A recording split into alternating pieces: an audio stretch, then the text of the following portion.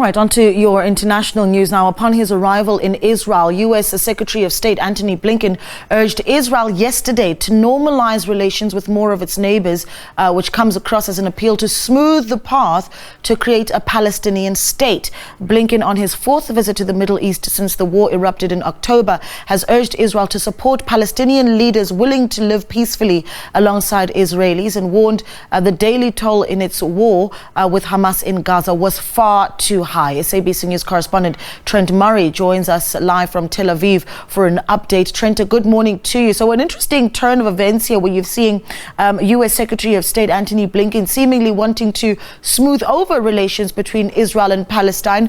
Are we getting closer, in your view, to really starting to see that two-state solution perhaps starting to take shape?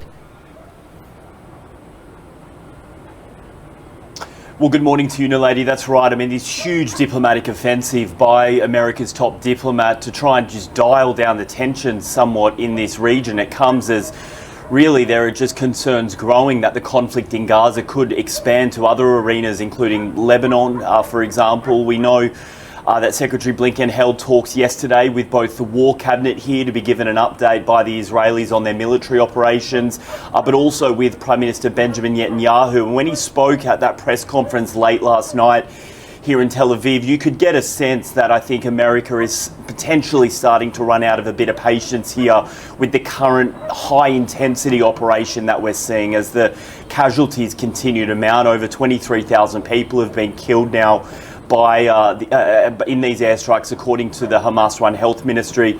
I thought it was interesting that there was a big focus on the future, because we know that Secretary Blinken came here after speaking to all of the regional heavyweights, Saudi Arabia, Egypt, Qatar, UAE, and the message I think he brought here from them was that Israel does really need to sit down and try and chart what happens next for the people of Gaza. They certainly are not going anywhere. They are not going to be displaced or moved somewhere else. That was abundantly clear from the Americans, despite some of that very heavy rhetoric we sometimes hear from certain Israeli ministers. But just how to achieve peace there, I think, remains a really elusive goal, given the different factions involved here, and also given how divided the Israeli government is. Some of Benjamin Netanyahu's ministers very hawkish in their language, and I think he knows trying to get consensus around just who to work with from the Palestinian groups will be difficult. What then has been the response, though, Trent, from Israeli officials? Well, Israeli officials released a plan in recent days. The defence minister basically outlined, it was a one-page document, and it was called The Day After the War. Now, the key takeaways of that were the Israelis conceded that civilian affairs in Gaza in the future do need to be run by Palestinian faction, because it is a part of Palestine. I thought that was notable. That's now out in the public domain as official Israeli Gaza policy. But on the question of security, Israel is saying it wants to maintain security going forward now, effectively keeping boots on the ground there in perpetuity. They say that they're doing that in order to try and protect the state of Israel from being attacked again in the future. But there is this idea that a technocratic government could maybe be set up with the support of others like Egypt, with certain Palestinian groups running civilian affairs. For the Israelis, though, one absolute red line that they just will not allow to be crossed is the idea that Hamas will be involved in that. They say Hamas needs to be eliminated completely.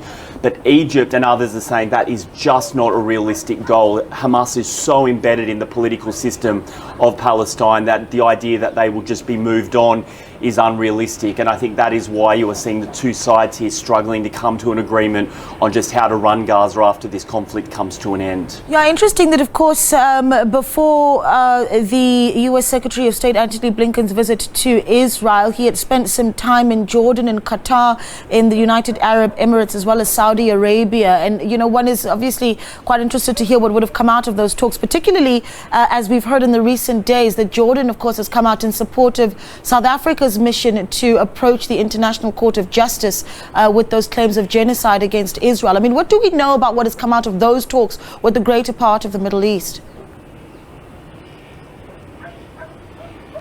Well, they weren't easy conversations that took place, and that's not me saying that. That was Secretary Blinken's own words, because we know from the foreign ministries in those various countries, the readouts that they provided to the media after the talks suggested that they all really put quite a bit of pressure on Blinken to come to Israel and call for a ceasefire. We know that many of those countries are not just concerned about the civilian and the civilian death toll, the casualties, the humanitarian crisis in Gaza, but they're also worried about the instability that this is causing in the region, especially Jordan and Egypt. I mean, they are neighbours effectively to that Gaza Strip.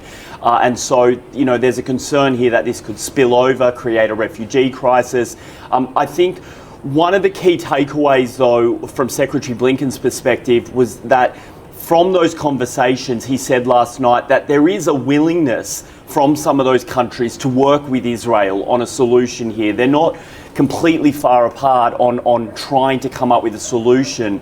But in order to sit down and have that negotiation about how to operate Gaza and how to have Gaza run as a successful part of a two-state solution, they are saying that you need to pull back on this heavy warfare that we're seeing. We can't have those discussions while you're still bombing and heavily hitting the Gaza Strip. But certainly the rhetoric from the Israeli side is that they're not going to stop anytime soon. I mean, they've just actually announced that they're going to expand operations further now in the south of Gaza around Khan Yunis. They say they're doing that because they believe that the Hamas leadership is hiding out there in the underground tunnel network, and they are determined, in their words, to hunt them down. Trent, thank you so much for that update, and that we'll keep catching up with you. Of course, Trent Murray there is our SABC News correspondent speaking to us from Tel Aviv in Israel.